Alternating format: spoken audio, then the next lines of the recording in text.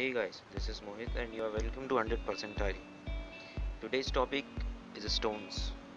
Stones दोस्तों काफ़ी ज़्यादा इम्पोर्टेंट टॉपिक है और आज हम लोग इसको डिस्कस करने वाले हैं काफ़ी इजी वे में। तो ये स्टोन की दोस्तों एक पहली वीडियो रहेगी जिसमें मैं कुछ डेटा कलेक्ट करके आपके लिए लाया हूँ। स्टोन की सेकेंड वीडियो में भी मैं आपको स्टोन्स के बारे में काफ़ी बातें बताऊँगा। क्योंकि ये वीडियो काफ़ी लंबी हो जाती है अगर मैं दोनों पार्ट्स को एक साथ रख देता, इसीलिए मैंने इसको बाइफरकेट करके दो पार्ट्स में बनाया है। तो चलिए अगर हम इस वीडियो में देखेंगे आगे तो स्टोन्स के बारे में जब हम बात करते हैं तो दोस्तों सबसे पहली बात हम करेंगे स्टोन्स के क्लासिफिकेशन के बारे में। स्टोन्स के क्लासिफिकेशन के बारे में अगर मैं आपको बात करता हूँ तो यहाँ पर चीज़ निकल कर आती है ये चार्ट। ये चार्ट दोस्तों बेसिकली क्या है, ये हमको बताता है कि स्टोन्स को किस किस बेसिस पे क्लासीफाई किया गया है यहाँ पर। तो देखिए अगर मैं बात करता हूँ सबसे पहले देयर इज़ जियोलॉजिकल क्लासिफिकेशन। दोस्तों जियोलॉजिकल क्लासिफिकेशन है यहाँ पर। केमिकली क्लासिफाइड भी किया गया है रॉक्स को और रॉक्स को फिजिकली भी क्लासिफाइड किया गया है। जियोलॉजिकल क्लासिफिकेशन में अगर मैं बात करता हूँ तो तीन चीज़ें निकल कर आती हैं। The first one is igneous, second one is sedimentary and the third one is metamorphic. दोस्तों एक एक करके इन सारी चीज़ों की हम बात करेंगे और इन्हीं के बेसिस पे सबसे ज़्यादा क्वेश्चंस आते हैं आपके एग्जाम्स में। तो ये काफ़ी ज़्यादा इंपॉर्टेंट है ये चार्ट और इसका डिस्क्रिप्शन। इसी तरह दोस्तों केमिकली अगर आप बात करना चाहते हैं रॉक्स के क्लासिफिकेशन के बारे में तो सबसे पहले आपके पास आता है निकल कर siliceous rocks, then the second one is argillaceous rocks and third one is calcareous rocks. यहाँ पर फिजिकली क्लासिफाइड रॉक्स में आपके पास हैं स्ट्रेटिफाइड रॉक्स, अनस्ट्रेटिफाइड रॉक्स और फॉलिएटेड रॉक्स। दोस्तों इनके डिस्क्रिप्शन में अगर हम लोग बात करेंगे एक एक करके तो ये चीज़ें अब आपके लिए काफ़ी ज़्यादा इंपॉर्टेंट है, तो यहाँ पर ध्यान दीजिएगा। चलिए देखते हैं इन चीज़ों को एक एक करके। सबसे पहले अगर हम बात कर लेते हैं तो जियोग्राफिकली क्लासिफाइड रॉक्स के बारे में। यहाँ पर जियोग्राफिकली क्लासिफाइड रॉक्स में सबसे पहला आता है इग्नियस रॉक्स। इग्नियस रॉक्स क्या होता है? These rocks are formed due to cooling of magma at different height. देखिए इसको आसान भाषा में अगर मैं आपको बताता हूँ तो वॉल्केनिक इरप्शन जब भी होता है, जब भी वॉल्केनो से लावा वगैरह निकलता है तो वो लावा वगैरह धीरे धीरे सरफेस से नीचे आने के कारण ठंडा होता जाता है और जैसे जैसे वो ठंडा होता है दोस्तों तो वो फॉर्म होने लगता है धीरे धीरे रॉक्स के रूप में और उन रॉक्स को बोला जाता है बेसिकली इग्नियस रॉक्स।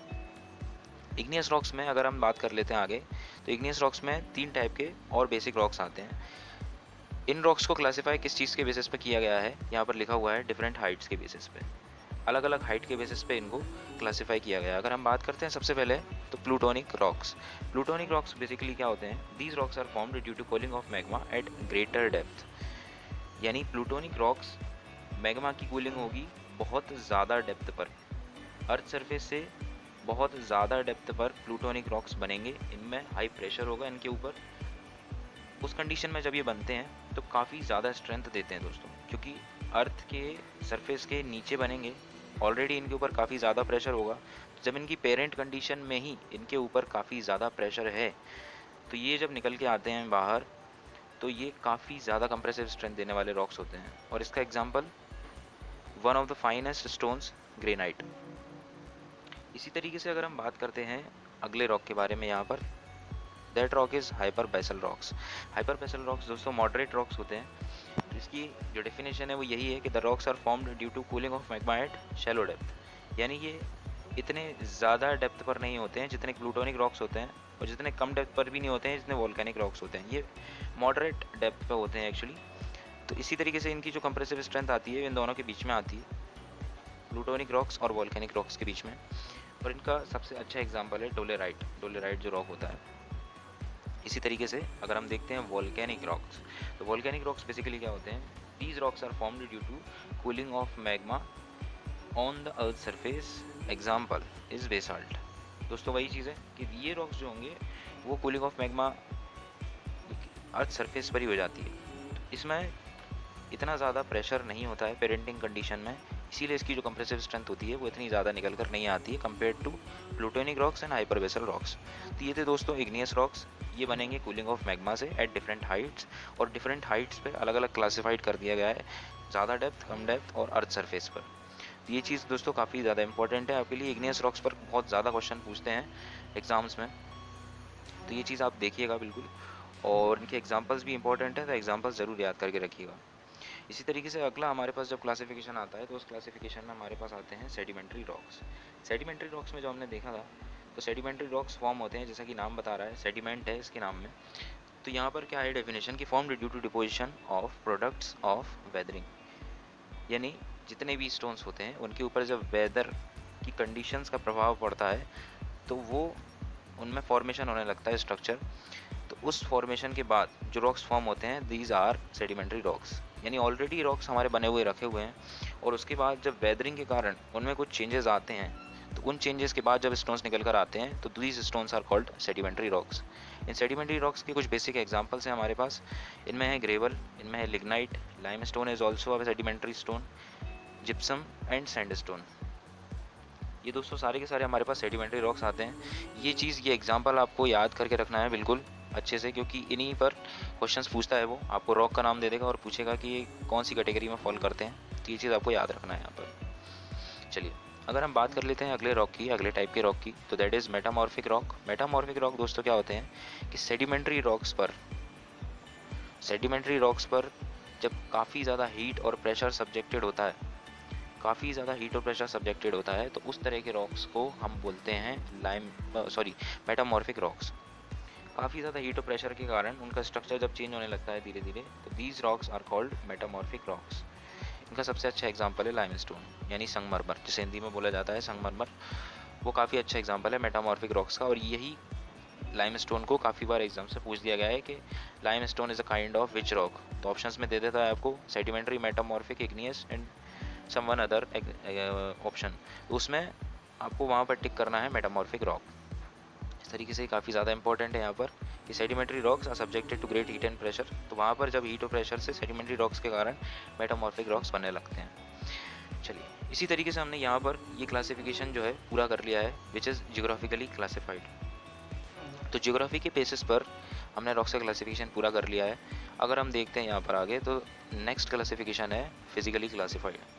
फिजिकली दोस्तों क्लासिफाइड कैसे होंगे कि इनकी फिजिकल अपीयरेंस के बेसिस पर जब हमने इनको क्लासिफाई किया तो यहाँ पर भी 3 तरह के रॉक्स निकल कर आते हैं। The first one is stratified rocks, second one is unstratified rocks and the third one is foliated rocks. दोस्तों स्ट्रेटिफाइड रॉक्स क्या होते हैं, इनके स्ट्रक्चर में आपको फाइनाइट लेयर्स देखने को मिलती हैं। बाकी चीज़ों से इनको कैसे अलग रखा जाता है, क्योंकि इनके स्ट्रक्चर में फाइनाइट लेयर्स आपको देखने को मिल जाती हैं।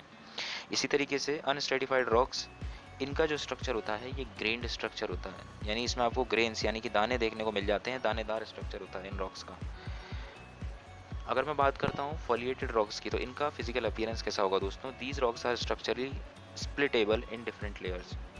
ये स्ट्रक्चरली स्प्लिटेबल होते हैं, इनकी अलग अलग लेयर्स को स्प्लिट किया जा सकता है। इनमें क्लीवेजेस देखने को मिलते हैं, रॉक में जब क्लीवेजेस देखने को मिलते हैं तो उनकी जो लेयर्स होती हैं उनको काफ़ी आसानी से स्प्लिट किया जा सकता है। तो those kind of rocks which are easily splittable, तो उनको हम नाम दे देते हैं फॉलिएटेड रॉक्स का।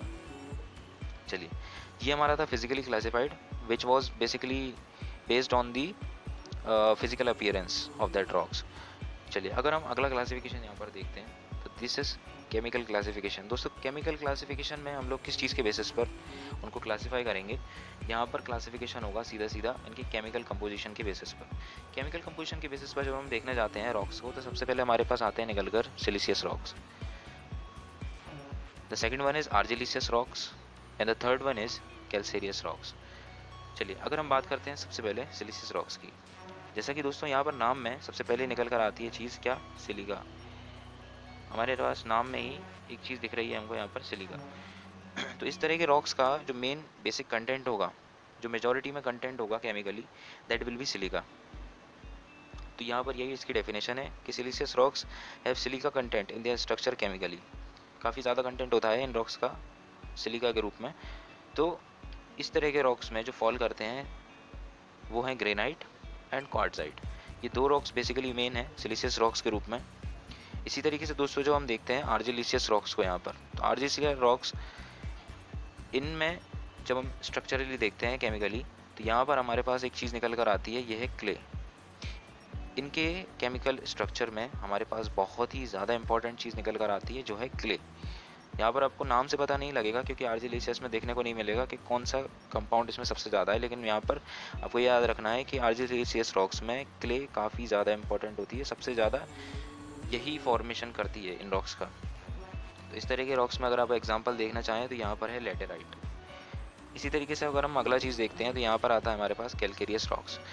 इस तरह के दोस्तों रॉक्स में हमको जो केमिकली सबसे ज़्यादा कंपाउंड देखने को मिलता है, सबसे ज़्यादा जो चीज़ देखने को मिलती है फॉर्मेशन के लिए, दैट इज़ कैल्शियम। कैल्शियम, और इसी चीज़ के कारण यहाँ पर इसका नाम दिया गया है कैलकेरियस रॉक्स। तो दोस्तों यहाँ पर मैंने लिखा भी इस चीज़ में कि calcareous rocks chemically having calcium और लाइम, जिसको कैल्शियम भी बोलते हैं या फिर लाइम भी बोला जा सकता है, उसका मेन इंग्रेडिएंट होता है केमिकली। तो वहाँ पर इस तरह के स्टोन्स को हम बोलते हैं कैलकेरियस रॉक्स, और उसका सबसे अच्छा एग्जांपल है लाइमस्टोन। इसके बाद टेस्टिंग ऑफ स्टोन्स के बारे में अगर हम बात करते हैं तो टेस्टिंग ऑफ स्टोन्स में काफ़ी सारे टेस्ट होते हैं स्टोन्स को जांचने के लिए। तो टेस्टिंग के लिए अगर हम बात करते हैं सबसे पहले, तो इन काफ़ी सारे टेस्टों में मैंने सारे के सारे इंपॉर्टेंट टेस्ट आपके लिए यहाँ पर लिस्ट कर दिए हैं। तो देखिए सबसे पहले अगर हम टेस्ट की बात करेंगे तो that test is acid test.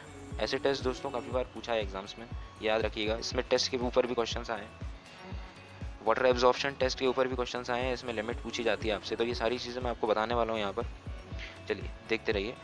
अगर हम सबसे पहले बात करते हैं एसिड टेस्ट की, तो एसिड टेस्ट दोस्तों क्या होता है, यहाँ पर एसिड टेस्ट को किया जाता है हाइड्रोक्लोरिक एसिड से, HCl, दैट इज़ HCl। इसको किया जाता है दोस्तों 7 दिनों तक।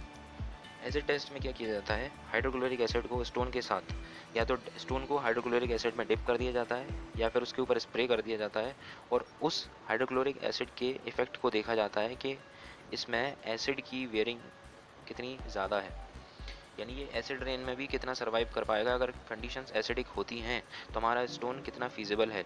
तो इस तरह की कंडीशंस को चेक करने के लिए दोस्तों स्टोन्स पर एसिड टेस्ट किया जाता है, और एसिड टेस्ट करने के बाद स्टोन्स में देखा जाता है कि इसकी एजेस कितनी शार्प हैं। तो उस चीज़ से हमको ये चीज़ डिटरमाइन हो जाती है कि ये एसिडिक कंडीशंस में कितना अच्छा बिहेव करने वाला है।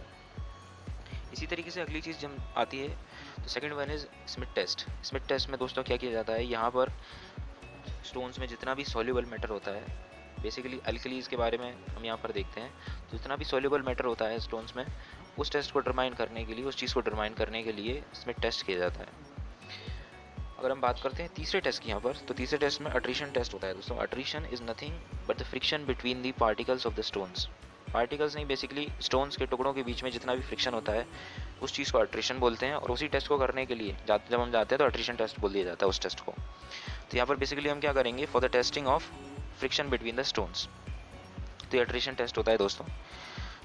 ये इसके बाद हमारे पास आता है water absorption test. Water absorption test में हम क्या करते हैं, to test the water absorption capacity which should not be greater than 5 to 10%। यहाँ पर दोस्तों अट्रीशन टेस्ट के बारे में अगर मैं बात बताऊँ आपको, तो यहाँ पर ये टेस्ट किया जाता है लॉस एंजलिस टेस्टिंग मशीन से। इसमें एक गोल ड्रम होता है, उस ड्रम में स्टोन्स को भरा जाता है और उस ड्रम को घुमाया जाता है, ताकि स्टोन्स के बीच में जब घूमते हैं वो ड्रम के अंदर, तो काफ़ी ज़्यादा फ्रिक्शन होता है, और उसके बाद उसकी टेस्टिंग की जाती है। इसके बाद हम देखते हैं वाटर एब्जॉर्प्शन टेस्ट। तो वाटर एब्जॉर्प्शन टेस्ट में इसमें स्टोन्स को वाटर के अंदर रखा जाता है for a certain amount of time. और यहाँ पर वाटर एब्जॉर्प्शन टेस्ट में जब हम बात करते हैं इसकी लिमिट की, तो लिमिट सबसे ज़्यादा इंपॉर्टेंट है यहाँ पर याद रखने के लिए। तो लिमिट हमारे पास होती है 5 to 10%। 5 to 10% से ज़्यादा यहाँ पर हमारे स्टोन्स को वाटर एब्जॉर्ब नहीं करना है, अगर if it is a good stone, if it falls in the category of a good stone, so the water absorption capacity should not be greater than 5 to 10%। इसी तरीके से दोस्तों हमारे पास अगला जो टेस्ट निकल कर आता है that is hardness test. Hardness test में अगर हम बात करते हैं तो बेसिकली हार्डनेस क्या होती है दोस्तों, सरफेस के ऊपर वियर एंड टियर। हार्डनेस की यही डेफिनेशन है कि ये सरफेस पर आपकी कितना अच्छा वियर एंड टियर दे रहा है, सरफेस वियर एंड टियर। तो सरफेस पर कितना अच्छा वियर एंड टियर हमारा स्टोन दे रहा है, उस चीज़ को जांचने के लिए हार्डनेस टेस्ट किया जाता है। इस तरह के टेस्ट में क्या किया जाता है कि किसी भी चीज़ से उसके सरफेस को स्क्रैच कर दिया जाता है। स्क्रैच करने के बाद क्लियरली ये चीज़ देखी जाती है कि ये कितना अच्छा परफॉर्म कर रहा है सरफेस वेयरिंग और टियरिंग में, यानी कि इसकी सरफेस पर कितना ज़्यादा फ़र्क पड़ता है उस तरह की स्क्रैचिंग से। तो वो दोस्तों वो चीज़ फॉलो होती है सारी की सारी हार्डनेस टेस्ट के अंदर। इम्पैक्ट टेस्ट में दोस्तों यहाँ पर किस चीज़ के बारे में बात करते हैं हम लोग, यहाँ पर बात की जाती है टफनेस के बारे में। यहाँ पर बात की जाती है टफनेस के बारे में, यानी स्टोन्स हमारे कितने टफ हैं उस चीज़ को देखा जाता है इम्पैक्ट टेस्ट के थ्रू। तो इम्पैक्ट टेस्ट में जब भी हम बात करेंगे तो क्वेश्चन आपके पास ऐसा बन के आ जाएगा कि इम्पैक्ट टेस्ट को किस प्रॉपर्टी को डिटरमाइन करने के लिए किया जाता है, तो दैट प्रॉपर्टी इज़ टफनेस दोस्तों। बेसिकली टफनेस को जांचने के लिए हमारे पास इम्पैक्ट टेस्ट किया जाता है। ये चीज़ आप याद रखें। इसके बाद अगर हम अगली चीज़ में आते हैं यहाँ पर, तो that is quality of good stones. दोस्तों क्वालिटी ऑफ गुड स्टोन्स में काफ़ी सारी क्वालिटीज़ हम लोग देखते हैं। एक अच्छा स्टोन होने के लिए आपको इन चीज़ों को पूरा करना पड़ता है, तभी आप ये गुड स्टोन, एक स्टोन को हम गुड स्टोन बोलते हैं। तो गुड स्टोन को पूरा करने के लिए, गुड स्टोन की कंपेटिबिलिटी को पूरा करने के लिए देखते हैं किन किन चीज़ों से एक स्टोन को गुजरना पड़ता है। सबसे पहली चीज़ अगर हम बात कर लेते हैं यहाँ पर क्रशिंग स्ट्रेंथ। क्योंकि देखिए स्टोन से हम लोग बेसिकली मैसनरी वगैरह बनाते हैं, तो हमारे पास क्रशिंग स्ट्रेंथ या फिर कंप्रेसिव स्ट्रेंथ जो होती है काफ़ी ज़्यादा इंपॉर्टेंट फैक्टर निकल कर आता है। सो अगर हम बात करते हैं इसके बारे में, crushing strength for an ideal stone और a good stone, how much crushing strength should be there. तो क्रशिंग स्ट्रेंथ की अगर हम बात करते हैं तो it is somewhere in the range of 100 newton per M M square. इससे कम नहीं होना चाहिए। एक अच्छे स्टोन को होने के लिए compressive strength 100 newton per M M square से ज़्यादा ही होना चाहिए। तो क्रशिंग स्ट्रेंथ एक इंपॉर्टेंट क्राइटेरिया है स्टोन्स में, चूँकि हम मैसनरी में यूज़ करते हैं इसको। So this crushing strength is 100 newton per M M square. The second thing is durability, यानी काफ़ी ज़्यादा टाइम के लिए ड्यूरेबल होना चाहिए। ऐसा नहीं होना चाहिए कि हमने मैसनरी में यूज़ किया इसको और थोड़ा सा ही प्रेशर पड़ा है इस पर या फिर कोई भी वेदर कंडीशन पड़ी तो ये ख़राब हो जाए वहाँ पर हमारी मैसनरी। तो काफ़ी ज़्यादा टाइम के लिए स्टोन को ड्यूरेबल होना चाहिए। स्टोन मैसनरी इसीलिए बनाई जाती है ताकि काफ़ी लंबे टाइम तक चले। तो durability is one of the most important factor which is seen in the good stones. चलिए अगर हम बात करते हैं तीसरी चीज़ की, तो हार्डनेस। हार्डनेस दोस्तों मैंने अभी ऊपर आपको टेस्ट भी बताया था कि हार्डनेस टेस्ट किया जाता है स्टोन्स के लिए। तो हार्डनेस की अगर हम बात करेंगे यहाँ पर, तो this is nothing but surface wear and tear. तो उस चीज़ को भी यहाँ पर गुड स्टोन्स को पूरा करना है, हार्डनेस के क्राइटेरिया को भी। अब देखते हैं हम यहाँ पर परसेंटेज वियर। हार्डनेस टेस्ट में ही दोस्तों एक चीज़ निकल कर आती है, सरफेस वियर एंड टियर, जैसे कि मैंने आपको बताया था। तो this surface wear and tear should not be greater than 3%। ये यहाँ पर लिमिट है कि वियर एंड टियर जितना भी होगा, परसेंटेज वियर टियर जितना भी होगा, वो टोटल स्टोन का 3% से ज़्यादा नहीं होना चाहिए। It can be equal to 3% but can not be greater than 3%। इसी तरीके से अगली चीज़ यहाँ पर देखने को मिलती है, this is specific gravity. Specific gravity की अगर हम बात करते हैं तो एक अच्छे स्टोन्स की जो बेसिकली स्पेसिफिक ग्रेविटी की रेंज होती है, दिस इज़ 2.6 टू 2.8, ये रेंज होती है। अब इसी रेंज के अंदर स्टोन्स को फॉल करना चाहिए। तो यहाँ पर मैंने स्पेसिफिक ग्रेविटी की एक नॉर्मल रेंज लिख दी है, दैट इज़ 2.7, इससे ज़्यादा ही होनी चाहिए। टफनेस इंडेक्स की अगर मैं बात करूँ तो टफनेस इंडेक्स में यहाँ पर एक रेंज है, this is 13 to 19, it should be greater than 13 to 19। तो टफनेस इंडेक्स इसका 13 से कम नहीं होना चाहिए किसी भी स्टोन का। एन आइडियल स्टोन्स के बारे में अगर बात करें तो this range is 13 to 19। Toughness test में जब टफनेस इंडेक्स नापेंगे तो 13 से 19 के बीच में ये रेंज होनी चाहिए। ये चीज़ें भी काफ़ी ज़्यादा इंपॉर्टेंट है एग्ज़ाम के पर्सपेक्टिव से, क्योंकि इनमें भी ये चीज़ें पूछ ली जाती हैं। ये लिमिट या रेंज जितनी भी हैं सारी की सारी, तो ये चीज़ आपको डायरेक्ट याद रखनी है ऑब्जेक्टिव पर्पज़ से। चलिए, तो ये थी क्वालिटीज़ ऑफ गुड स्टोन्स। अब मैं थोड़ी और बात कर लेता हूँ किस चीज़ के बारे में, मिनरल्स के बारे में। तो यहाँ पर मैंने आपको दिखाने की कोशिश की है कुछ मिनरल्स के बारे में, इनका काफ़ी बार नाम आता है। तो देखिए मिनरल्स के बारे में अगर हम बात करते हैं तो कई लोग कंफ्यूज हो जाते हैं कि मिनरल्स क्या होते हैं और स्टोन्स क्या होते हैं। दोस्तों मिनरल्स स्टोन्स का ही एक केमिकल कंपोजिशन होते हैं, केमिकल कंपाउंड होते हैं जिनसे फॉर्म होते हैं स्टोन्स। जैसे कई सारे मिनरल्स के कंपोजिशन से अलग अलग स्टोन्स बनते हैं, जैसे क्वार्ट्ज, फेल्सपार और माइका, जो मैंने यहाँ पर तीनों आपको दिखा रखे हैं। This is mica, this is quartz and this is felspar. अगर इन तीनों को एक स्पेसिफिक अमाउंट में मिला दिया जाए तो it will form granite. Granite का बेसिक केमिकल स्ट्रक्चर होता है माइका, क्वार्ट्ज और फेल्सपार मिनरल्स। इन्हीं को अलग अलग कंपोजिशन में और अलग अलग के मिनरल्स को मिला के अलग अलग तरह के स्टोन्स बनते हैं। तो मिनरल्स से ही स्टोन्स फॉर्म होते हैं दोस्तों, ये चीज़ आपको याद रखनी है। This is the basic difference. तो मैंने आपको दिखाने की कोशिश की है, this is the picture of mica. Mica कुछ ऐसा दिखेगा। क्वार्ट्ज, ये काफ़ी ज़्यादा बार एग्जाम्स में पूछते हैं और सबसे ज़्यादा इंपॉर्टेंट मिनरल भी क्वार्ट्ज ही है यहाँ पर, इस पर काफ़ी क्वेश्चंस बनते हैं। क्वार्ट्ज का दोस्तों एक यूज़ किया जाता है क्लॉक्स में एनर्जी देने के लिए क्वार्ट्ज का यूज़ किया जाता है। तो ये चीज़ आपको याद रखनी है, वहाँ पर वाइब्रेशन में क्वार्ट्ज का यूज़ किया जाता है। और फेल्सपार भी यहाँ पर देखने को मिलेगा आपको। तो फेल्सपार की भी मैंने इमेज यहाँ पर डाली हुई है। फेल्सपार भी एक इंपॉर्टेंट मिनरल है।